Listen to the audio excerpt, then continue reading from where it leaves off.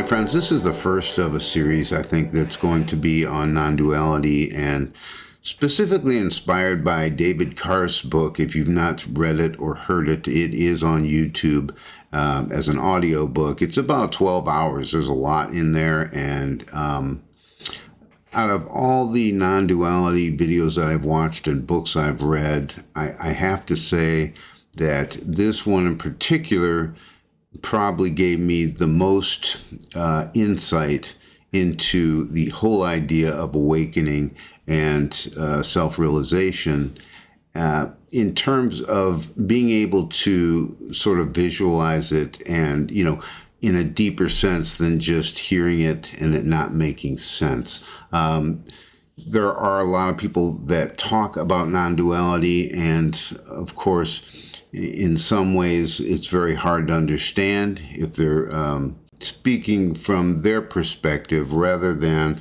the perspective of someone who is not awake. And then some are very watered down because they're trying to express these terms with non-awake people so that they might understand.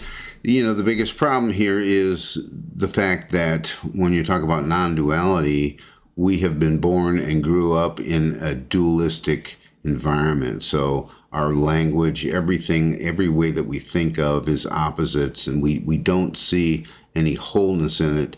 And our language doesn't offer anything to express what needs to be expressed. So we have to give them credit for trying to express the inexpressible using the language that we are all accustomed to and relate to.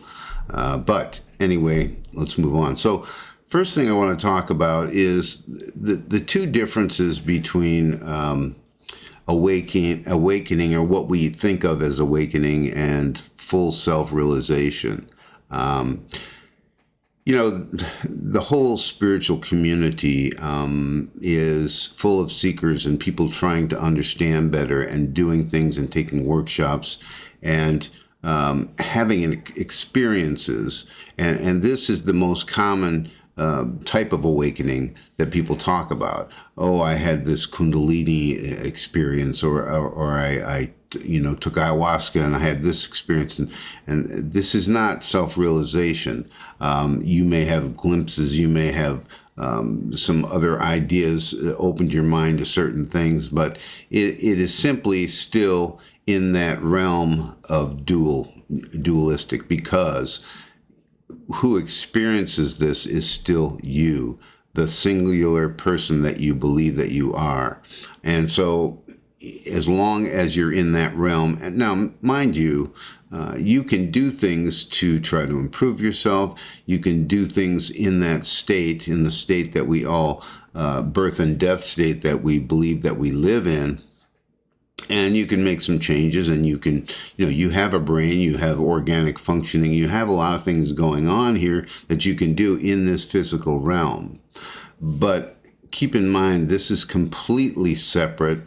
And if you ask someone who's self-realized, irrelevant to actual what we really think of as awakening, which is the absolute realization that we as single individuals do not exist. Now, this is where a lot of people will just stop the video and move on to some other things, because probably the most difficult concept for someone who is not fully realized is the idea that we don't exist. And let me try to clarify that a little bit so you understand. I know a lot of people compare it, our lives as we're living them now, as a dream.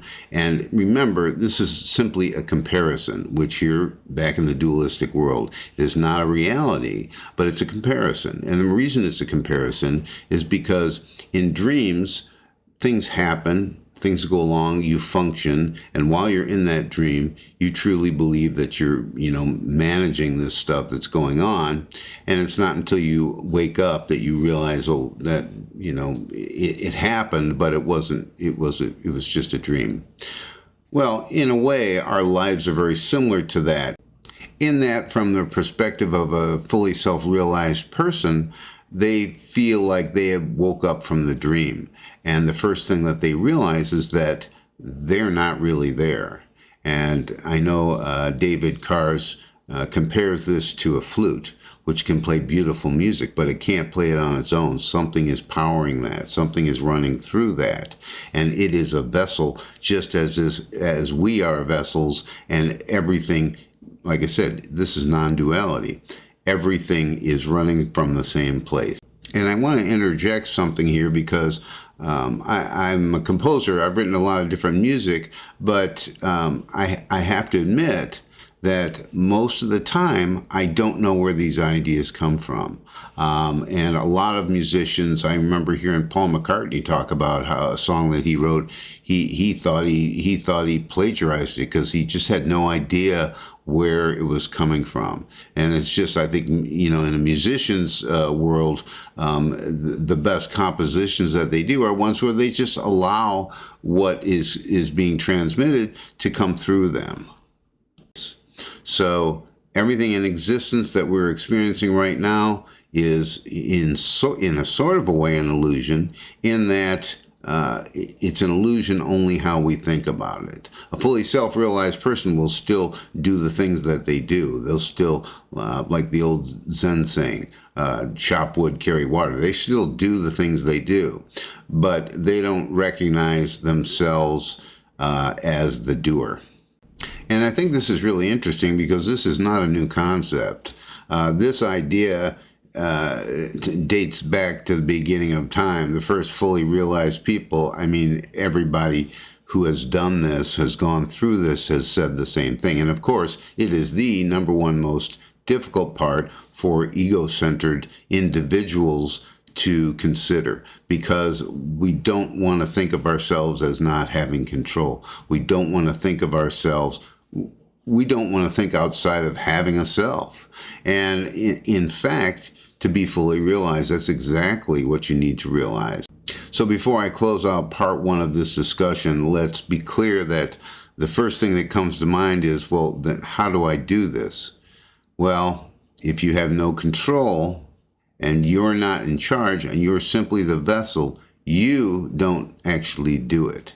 And if you ask someone who's self-realized, they have no idea how it happened, because it's not like they worked up for it or they planned for it or it just happened. Now, there are things that you can put yourself into a position where you're open to the idea. And I think this is what David Karst's book does really well. All of a sudden, you can envision what this looks like a lot better than just using duality to try to figure it out. The other side of this coin is that a lot of the things that people do as spiritual seekers actually are taking them further away from self-realization, because most of these things that they do are to actually bolster the self and build the ego. And, some spiritual teachers teach these levels of awakening and things that are actually more bolstering the individual than they are actually allowing you to let that go and open yourself up to the idea, even the idea that you could shift and become fully realized.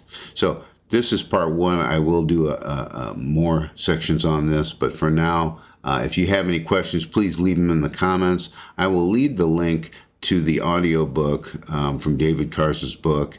Highly recommend you read it. It's about 12 hours of listening.